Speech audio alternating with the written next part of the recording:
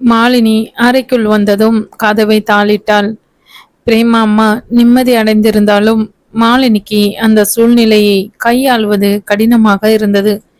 சத்யன் இல்லாத அந்த அறை அவளுக்கு ஒரு தனிமையின் வழியை கொடுத்தது. அவள் படுக்கையில் அமர்ந்தாள். சத்யனின் தலையணையை அணைத்து கொண்டு கண்ணீரை அடக்க முடியாமல் அழுதாள். அவளால் சத்யனின் பழைய பேச்சுகளையும் அவனது கனிவான அணைப்புகளையும் மறக்க முடியவில்லை. இத்தனை நாள் தங்கள் உறவில் இருந்த மௌனமும் இறுக்கமும் நீங்கி அன்பு மட்டுமே நிறைந்திருந்த சமயத்தில் விதி இப்படி ஒரு விபரீத்தை பரிசளித்ததே என்று அவள் மனம் வருந்தியது. அவள் மெதுவாக தன் கைபேசியை எடுத்தாள். செல்வத்திற்கு செய்தி அனுப்பலாம் என்று நினைத்தாள். ஆனால் இவ்வளவு தாமதமாக அவனை தொந்தரவு செய்ய விரும்பவில்லை. மாலினி மெதுவாக எழுந்து சத்யன் தன் அலுவலக அறையில் மாட்டி வைத்திருந்த தான் வரைந்த நீரோடை ஓவியத்தை உற்று பார்த்தாள். அந்த ஓவியத்தில் இருந்த அமைதி இப்பொழுது அவளது மனதில் இல்லை. அவள் கண்கள் அந்த அமைதிக்கு பின்னால் இருந்த சோகத்தை பேசின. சத்யனுக்கு அவள் என்ன செய்ய முடியும்? அவள் அவனுக்காக பிரார்த்தனை செய்வதை தவிர வேறு எதுவும் செய்ய முடியாது. மாலினி மெதுவாக படுக்கைக்கு சென்று ஒரு போர்வைக்குள் சுருண்டு கொண்டாள். அவளுக்கு தூக்கம் வரவில்லை. அவள் கண்கள் விழித்திருந்த அந்த கணம் அவள் மனதில் சத்யனின் நினைவுகள் அலைமோதின. அவன் அவளுக்காக கொடுத்த ஊக்கம், மாமியாருடன் அவள் போராடிய சமயத்தில் அவள் பக்கம் உறுதுணையாக நின்றது, அவளது ஓவிய திறமையை ஊக்குவித்தது. இவை அனைத்தும் அவளை ஆழமாக பாதித்தன. சத்யன், நீ என் கூட இருக்கணும். நீ இல்லனா இந்த வீட்டுல எனக்கு எந்த நிம்மதியும் சந்தோஷமும் இருக்காது. நீ கண் திறக்கணும், எனக்காக கண் திறக்கணும் என்று மனதுக்குள் வேண்டியவாறு அவள் விழித்திருந்தாள். அதே சமயம் மருத்துவமனையில் செல்வம் தீவிர சிகிச்சை பிரிவின் வெளியே சோர்வுடன் காத்திருந்தான். நள்ளிரவு நேரம் மருத்துவமனை அமைதியாக இருந்தது. செல்வம் சத்யனின் உடல்நிலை பற்றி கவலையில் உறங்காமல் இருந்தான். அவனுடைய கைபேசி அதிர்ந்தது. அது செல்வத்தின் மனைவி சக்தியின் அழைப்பு. என்னங்க, சத்யனுக்கு என்னாச்சு? இன்னும் வரலையா? நைட்டு முழுக்க ஆஃபீஸில் இருப்பேன்னு சொன்னீங்க. ஆனால் எனக்கு என்னமோ சரியில்லை. சக்தியின் குரலில் கவலை தெரிந்தது. செல்வம் மனைவியிடம் பொய் சொல்ல விரும்பவில்லை. சக்தி, சத்யனுக்கு ஒரு சின்ன ஆக்சிடெண்ட். இப்போ அவன் ஹாஸ்பிட்டலில் இருக்கான். ஆப்ரேஷன் முடிஞ்சிருச்சு. இப்போ ஐசியூல இருக்கான். சக்தி அதிர்ச்சி அடைந்தாள். ஐயோ, அப்படியா? மாலினிக்கு தெரியுமா? மாலினிக்கு தெரியும். ஆனா பிரேமா அம்மாவுக்கு தெரியாது. அவங்க மாலினிக்கு முன்னாடி சத்யனோட அண்ணனோட மனைவி சுகன்யாவை இழந்துட்டாங்க. இப்போ சத்யனுக்கு ஏதாவது ஆச்சுன்னா அவங்க தாங்க மாட்டாங்க. அதனால மாலினி அம்மாவுக்கு தெரியாம மறைச்சிட்டு இருக்கா. செல்வம் விளக்கினான். அடடா, மாலினி எவ்வளவு கஷ்டப்படுறா. நீங்க அங்க இருங்க, நான் நாளைக்கு காலையில மாலினிய பார்க்க வரேன். அவளை தனியா விடாதீங்க. சக்தி ஆறுதல் சொன்னாள். கண்டிப்பா சக்தி, நீ கவலைப்படாம தூங்கு, நான் இங்க இருக்கேன் என்று செல்வம் இணைப்பை துண்டித்தான். செல்வம் மீண்டும் சத்யனின் வார்டை பார்த்தான். நண்பனுக்காக விழித்திருப்பது அவனுடைய கடமை. வீட்டில் மாலினி அதிகாலை 3 மணி வரை விழித்திருந்து விட்டு ஒரு வழியாக சோர்வில் கண்ணயர்ந்தாள். அவள் கண்மூடி திறக்கும் போதே விடியல் வந்திருக்க வேண்டும் என்று ஆசைப்பட்டாள். ஆனால் அவளுக்கு அந்த இரவு முழுவதும் சத்யனின் மௌனமும் பிரேமாவின் அறியாமையும் சுமந்த ஒரு சோகமான மௌன மொழியாகவே கடந்தது. காலை விடிந்தது. மாலினி எழுந்ததும் முதலில் தனது கைபேசியை தேடினாள். செல்வத்திடமிருந்து ஏதேனும் அழைப்பு வந்திருக்குமா என்று பார்த்தாள். காலை மணி 6:30. மாலினி மனதுக்குள் ஒரு திட்டத்தை தீட்டினாள். பிரேமா அம்மாவிடம் சத்யனை பார்க்க செல்ல ஒரு வழியை கண்டுபிடித்தே ஆக வேண்டும். அவள் மெதுவாக எழுந்து சமையலறைக்குள் வந்தாள். மாலினி காலை 6:30க்கே எழுந்து சமையலறைக்குள் வந்தாள். பிரேமா அம்மா இன்னும் எழுந்திருக்கவில்லை. மாலினி வேகமாக தன் அன்றாட வேலைகளை செய்ய தொடங்கினாள். அவள் மனதுக்குள் பிரேமாவிடம் எப்படி போய் சொல்லிவிட்டு வெளியேறுவது என்று யோசித்து கொண்டே இருந்தாள். சத்யன் வெளியூரில் இருக்கிறார் என்று சொன்னதால் அவசரப்பட்டு வெளியே கிளம்பினால் பிரேமாவுக்கு சந்தேகம் வந்துவிடும். மாலினி சமையல் வேலையில் ஈடுபட்டிருந்த போது பிரேமா அம்மா சமையல் அறைக்குள் வந்தார். என்ன மாலினி, இன்னைக்கு ரொம்ப சீக்கிரம் எழுந்துட்டியே, சத்தியன் வரத்துக்காக காத்திருக்கியா? பிரேமா புன்னகையுடன் கேட்டார். அவரது முகத்தில் இருந்த நிம்மதி மாலினியின் மனதை அதிக சுமையுடைய செய்தது. ஆமா அத்த, சத்தியம் சீக்கிரம் வந்துடுவாருன்னு நினைக்கிறேன். நான் அவருக்கு பிடிச்ச சக்கரை பொங்கலை செஞ்சு வைக்கிறேன். மாலினி இயல்பாக பேச முயற்சி செய்தாள். ரொம்ப நல்ல பழக்கம் மாலினி. உனக்கு ஆர்ட் கிளாஸ் போக ஆர்வம் வந்த பிறகு சமையலையும் அக்கறையோடு செய்கிறது எனக்கு பிடிச்சிருக்கு. பிரேமா பாராட்டினார். மாலினி அமைதியாக தன் வேலையை செய்து கொண்டிருந்தாள். சரியாக 7 மணிக்கு அவளது கைபேசி அதிர்ந்தது. அது செல்வத்தின் அழைப்பு. பிரேமாவுக்கு சந்தேகம் வராதபடி மாலினி வேகமாக தன் அறைக்குள் சென்றாள். ஹலோ செல்வம், என்னாச்சு? சத்யன் கண் திறந்தாரா? மாலினி மெல்லிய குரலில் கேட்டாள். இல்ல மாலினி, இன்னமும் கோமாவில தான் இருக்கான். ஆனா டாக்டர் சொல்றாங்க அவனோட உடல்நிலை சீராக இருக்கு. இன்னும் ஒரு நாள் பார்ப்போன்னு சொல்றாங்க. நான் என் மனைவியோட வந்திருக்கேன். அவ உனக்கு ஆறுதல் சொல்லணும்னு நினைக்கிறா. ரொம்ப நன்றி செல்வம். நான் கிளம்பி உடனே அங்க வரணும். அம்மாவுக்கு எப்படி சொல்றதுன்னு தெரியல. மாலினி கவலைப்பட்டாள். நீ தைரியமா ஒரு பொய் சொல்லு மாலினி. நான் உனக்கு ஒரு ஐடியா கொடுக்கட்டுமா? செல்வம் யோசனை கேட்டான். மாலினி போனை துண்டித்துவிட்டு ஒரு முடிவோடு சமையல் அறைக்குள் வந்தாள். அத்த, மாலினி பதற்றத்துடன் பிரேமாவை அழைத்தாள். என்ன மாலினி, சத்யன் ஃபோன் பண்ணி வரேன்னு சொன்னானா? இல்லை அத்த, என் ஆர்ட் கிளாஸ் டீச்சர் அவங்களுக்கு அவசரமாக சென்னையில் ஒரு கண்காட்சி ஏற்பாடு பண்ண வேண்டியிருக்காம். இப்போ உடனே வந்து நான் அவங்க கூட போய் ஓவிய கண்காட்சி ஏற்பாடு செய்யணும்னு சொன்னாங்க. பிரேமா அம்மா முகம் சுருங்கியது. என்னது, கண்காட்சியா? காலையிலையா? காலையிலையா? இதெல்லாம் என்ன வேலை மாலினி? உன் புருஷன் வர நேரத்துல? மாலினி கண் கலங்கினாள். அத்தை, இது எனக்கு ரொம்ப முக்கியம். இந்த வாய்ப்பு எனக்கு கிடைச்சா நான் ஓவிய கலை உலகத்துல இன்னும் நல்லா வர முடியும்னு டீச்சர் சொன்னாங்க. அவங்க இப்போ அங்கிருந்து கிளம்பிட்டாங்க. நான் சீக்கிரம் போய் ஆகணும். என்ன மாலினி இது? உன் விருப்பத்துக்காக நீ என்னை மீறி போறியா? பிரேமாவின் பழைய கோபம் மெல்லியதாக வெளிப்பட்டது. இல்ல அத்தை, இது என் வாழ்க்கையில ஒரு பெரிய மாற்றம். இதுக்காக தான் நீங்களும் சத்யனும் என்னை ஊக்கப்படுத்துனீங்க இல்லையா? ஒரு முக்கியமான கண்காட்சி, நான் போய் ஆகணும். மத்தியானம் சீக்கிரமா வந்துடுவேன் அத்தை என்று மாலினி கெஞ்சுவது போல சொன்னாள். பிரேமா அம்மா ஒரு கணம் யோசித்தார்.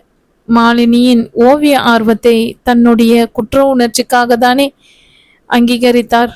இப்பொழுது அந்த வாய்ப்பை மறுத்தால் மீண்டும் மாலினி மனமுடைந்து போக நேரிடும். சரி, போயிட்டு வா. ஆனா சாயங்காலம் 6 மணிக்கு முன்னாடி வீட்டுக்கு வந்துடணும். சத்தியம் வந்தா அவன் தான் உன்னை கூட்டிக்கிட்டு போகணும்.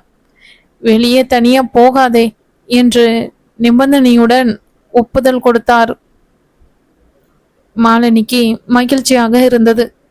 ரொம்ப நன்றி அத்தை, நான் சீக்கிரம் வந்துடுவேன் என்று கூறிவிட்டு அவசரமாக கிளம்பினாள். மாலினி ஆட்டோவில் ஏறி மருத்துவமனையை நோக்கி விரைந்தாள். அவளது மனதில் இருந்த வலி பிரேமாவின் அறியாமையினால் அதிகமானது. தன் கணவன் மரணத்துடன் போராடி கொண்டிருக்கும் போது அவள் ஓவிய கண்காட்சிக்காக செல்வதாக பொய் சொல்லி இருக்கிறாள். இந்த சுமையை எவ்வளவு நாட்களுக்கு தாங்க முடியும் என்று அவளுக்கும் தெரியவில்லை. மருத்துவமனையை அடைந்ததும் மாலினி அவசர சிகிச்சை பிரிவை நோக்கி ஓடினாள். அங்கே செல்வமும் அவன் மனைவி சக்தியும் அவளுக்காக காத்திருந்தனர். மாலினியை கண்டதும் சக்தி ஓடி வந்து அவளை அணைத்து கொண்டாள். சக்தி மாலினியின் தோழி தலை சாய்த்து, மாலினி, நீ எவ்வளவு கஷ்டப்படுறன்னு எனக்கு தெரியும். கவலைப்படாத, சத்தியன் சீக்கிரம் மீண்டு வந்துடுவான் என்று ஆறுதல் சொன்னாள். மாலினி சக்தியின் அரவணைப்பில் கண்ணீரை அடக்க முடியாமல் அழுதாள். பிரேமாவின் முன் அவள் சுமந்த சோகம் இப்பொழுது சக்தியின் ஆறுதலில் உடைந்தது. சக்தி அவருக்கு கண் திறக்க எவ்வளவு நாள் ஆகும்னு டாக்டர் சொல்லவே இல்லை. அம்மா கிட்ட வேற நான் பொய் சொல்லிக்கிட்டு வந்துட்டேன். என்னால தாங்க முடியல. மாலினி தேம்பினாள். மாலினி, நீ ரொம்ப தைரியமான பொண்ணு. சத்தியம் உனக்காக தான் இத்தனை நாள் போராடினா. இப்போ நீ அவனுக்காக போராடணும். சத்யன் கண் திறந்ததும் நீ அவன் கூட இருக்கணும் என்று சக்தி அவளுக்கு தைரியம் மூட்டினாள். செல்வம், வாமாலினி, நான் உன்னை ஐசி வாசலுக்கு கூட்டிட்டு போறேன். டாக்டர் சுதா இப்பதான் வந்து சத்யனை பார்த்துட்டு போனாங்க என்று மாலினியை அழைத்தான். மாலினி செல்வத்துடன் தீவிர சிகிச்சை பிரிவில் கதவை நோக்கி சென்றாள். கண்ணாடியின் வழியாக உள்ளே படுக்கையில் குழாய்கள் பொருத்தப்பட்டு அமைதியாக படுத்திருந்த சத்யனை பார்த்தாள். அவனது முகம் சோர்வுடன் காணப்பட்டது. மாலினிக்கு உள்ளே சென்று அவனது கையை பிடித்து கொண்டு, நீ கண் திறக்கிற வரைக்கும் நான் உன் கூட இருப்பேன் என்று சொல்ல வேண்டும் போல் இருந்தது. அப்பொழுது டாக்டர் சுதா அவர்கள் அருகில் வந்தார். டாக்டர், சத்யன் எப்படி இருக்கார்? ஏதாவது முன்னேற்றம் இருக்கா? மாலினி ஆவலுடன் கேட்டாள். அறுவை சிகிச்சை ரொம்ப வெற்றிகரமா முடிஞ்சிருக்கு மாலினி. அவர் தலைக்காயம் சீக்கிரம் குணமாகிடும். ஆனா கோமாவில இருந்து விடுபடுறதுக்கு நாங்க இன்னும் காத்து இருக்கணும். அதுக்கு ஏதாவது வழி இருக்கா டாக்டர்? மாலினி பதற்றத்துடன் கேட்டாள். டாக்டர் சுதா புன்னகைத்தார். மருத்துவ ரீதியா நாங்க எல்லாமே செஞ்சிட்டோம். ஆனா கோமால இருக்கிறவங்க சீக்கிரம் மீண்டு வரத்துக்கு அவங்களோட நினைவுகளை தூண்டுறது ரொம்ப முக்கியம். நினைவுகளை தூண்டுவதா? அது எப்படி டாக்டர்? செல்வம் கேட்டான். ஆமாம், நீங்க அவங்க அருகில் இருந்து அவங்களுக்கு பிடிச்ச விஷயங்களை பேசணும். அவங்களோட வாழ்க்கையில நடந்த முக்கியமான சந்தோஷமான விஷயங்களை சொல்லணும். அவங்க மனைவி அடிக்கடி அவங்க கையை பிடிச்சு பேசினா அவங்க மூளைக்கு அந்த நெருக்கமான சத்தம், தொடுதல் ஆகிய உணர்வுகள் போகும். இது அவங்க சீக்கிரம் கண் திறக்க உதவும் என்று டாக்டர் சுதா விளக்கினார். மாலினியின் முகத்தில் ஒரு நம்பிக்கை ஒளிர்ந்தது. சத்யன் அருகில் இருந்து பேசும் வாய்ப்பு அவளுக்கு கிடைத்தது. நான் அவருக்காக பேச போறேன் டாக்டர். அவருக்காக ஓவியம் வரைவேன். அவர் விரும்பின எல்லா விஷயங்களையும் பத்தி பேசுவேன். என் அன்புக்காக அவர் கண் திறப்பார். மாலினி உறுதி பூண்டாள். டாக்டர் சுதா சிரித்தார். உங்க நம்பிக்கை எங்களுக்கு ரொம்ப முக்கியம் மாலினி. நான் ஒரு நாளைக்கு 1 மணி நேரம் மட்டும் அவரை பார்க்க உங்களுக்கு ஏற்பாடு செய்கிறேன். ஆனா நீங்க ரொம்ப எமோஷனல் ஆகக்கூடாது. கண்டிப்பா டாக்டர். மாலினி கண்ணீரை துடைத்து கொண்டாள். செல்வம் மாலினியை பார்த்து, பாத்தியா மாலினி, சத்யனை பழைய நிலைக்கு கொண்டு வர உன்னோட அன்புக்கு தான் அதிக சக்தி இருக்கு என்று பாராட்டினான்.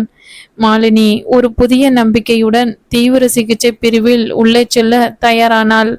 அவள் கையில் இருந்த சிறிய ஓவிய நோட்டு புத்தகத்தில் சத்யனுக்காக அவள் இனி வரையும் ஓவியங்கள் அவனுடைய நினைவுகளை தூண்டும் மொழியாக மாறப்போகின்றன. மாலினியின் இந்த சவால் வெறும் நடிப்பு மட்டுமல்ல, இப்பொழுது அது அவளது கணவனுக்காக போராட்டமாக மாறியது. மாலினி தீவிர சிகிச்சை பிரிவின் கிருமி நாசினி வாடையுடைய கூடிய அறைக்குள் அடியெடுத்து வைத்தாள். அவளது இதயம் வேகமாக துடித்தது. அங்கு படுக்கையில் மெஷின்களில் ஒளியுடன் தன் அன்பு கணவன் சத்யன் அமைதியாக படுத்திருந்தான். மாலினி சத்யனின் அருகில் இருந்த நாற்காலியில் அமர்ந்தாள். அவனது கையை பிடிப்பதற்காக அவள் கைகளை நீட்டிய போது அங்கே இருந்த குழாய்கள் அவளை தயங்க வைத்தன. மெதுவாக குழாய்கள் இல்லாத அவனது ஒரு கையை பற்றி கொண்டாள். சத்யனின் கைகள் குளிர்ச்சியாக இருந்தன. சத்யன், மாலினி மெல்லிய குரலில் அழைத்தாள். அவள் கண்ணீரை அடக்கி கொண்டாள். டாக்டர் கூறியது நினைவுக்கு வந்தது. இங்கே அழக்கூடாது. அன்புடனும் நம்பிக்கையுடனும் மட்டுமே பேச வேண்டும். சத்யன், நீங்க அமைதியா இருக்கிறத பார்த்தா எனக்கு பயமா இருக்கு. ஆனா நீங்க என் கூடவே இருக்கீங்கன்னு எனக்கு தெரியும். டாக்டர் சொன்னாங்க, நீங்க கண் திறக்க நான் உங்க கூட சந்தோஷமா பேசணும். இத்தனை நாள் நான் மௌனமா இருந்தோம் இல்லையா? இனிமே நான் உங்களுக்காக நிறைய பேச போறேன். மாலினி தன் கையில் வைத்திருந்த ஓவிய நோட்டு புத்தகத்தை திறந்தாள். சத்யன், ஞாபகம் இருக்கா? நாம ஒரு நாள் லீவ் எடுத்துட்டு நீரோடை ஓடுற ஒரு இடத்துக்கு போனோம். நீங்க அன்னைக்கு தான் என் ஆசைய பூர்த்தி செஞ்சிட்டீங்க. அந்த அமைதியான நீரோடைய நான் வரைஞ்சிட்டு வந்தேன். நீங்க தான் அந்த ஓவியத்தை நம்ம உறவுல வந்த அமைதியான உணர்ந்தீங்க என்று அந்த கணங்களை நினைவுபடுத்தினாள். அவள் சத்யனின் கையை பிடித்து கொண்டே நீரோடை ஓவியத்தை பற்றி விவரித்தாள். அவள் பேச பேச சத்யனின் முகத்திலோ உடல் அசைவிலோ எந்த மாற்றமும் இல்லை. ஆனாலும் மாலினி மனம் தளரவில்லை. அப்புறம் நீங்க எனக்காக ஆர்ட் கிளாஸ்ல சேர்த்து விட்டீங்க இல்லையா? அங்கதான் நான் ஒரு பெரிய விஷயம் கத்துக்கிட்டேன்.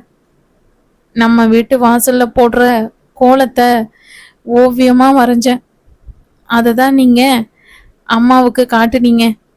அம்மாவுக்கு அது ரொம்ப பிடிச்சிருந்தது. அந்த ஓவியம் அம்மா மனசுல இருந்த ஏமாற்றத்தையும் ஏமாற்றத்தினால் வந்த கோபத்தையும் மாத்திடுச்சு. சத்யன், இப்ப அம்மா என்னோட அன்பா இருக்காங்க. மாலினி சத்யனின் கைகளை தன் கன்னத்தில் வைத்து கொண்டாள். எல்லாமே நீங்க எனக்காக போராடினதால தான் நடந்தது சத்யன்.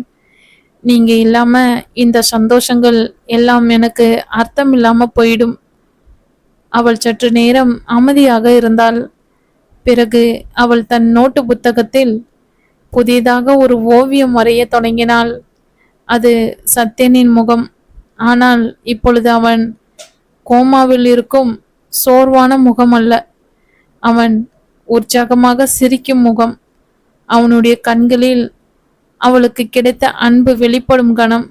சக்தி மற்றும் செல்வம் வெளியிலிருந்து மாலினியின் இந்த செயலை கவனித்தனர். அவள் தன் கண்ணீரை அடக்கி கொண்டு கணவனுக்காக போராடும் விதத்தை பார்த்து அவர்களுக்கு நெகிழ்ச்சியாக இருந்தது. 1 மணி நேரம் நிறைவடைந்தது. ஒரு செவிலியர் வந்து மாலினியை கிளம்ப சொன்னார். சரி சத்யன், நான் கிளம்புறேன். நாளைக்கு வரேன். நாளைக்கு நம்ம திருமணத்துல நடந்த சந்தோஷமான விஷயங்களை பத்தி பேசுவேன்.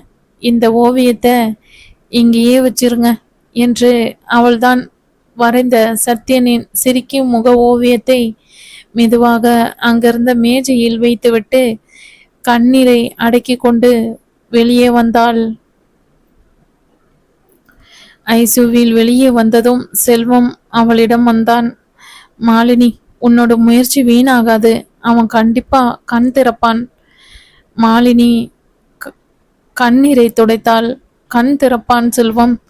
நான் இனிமே தினமும் வருவேன். ஆனா இப்போ வீட்டுக்கு போய் ஆகணும். பிரேமா அம்மாவுக்கு சந்தேகம் வந்துடக்கூடாது. மாலினி வீட்டிற்கு கிளம்பும்போது அவளது மனதில் இருந்த வழி ஒரு உறுதியான நம்பிக்கையாக மாறியிருந்தது. சத்யன் தன் அன்பிற்காக கண் திறப்பான். அதுவரை அவள் பொய்களால் கட்டிய இந்த ரகசிய அரணை காப்பேன் என்று உறுதி பூண்டாள்.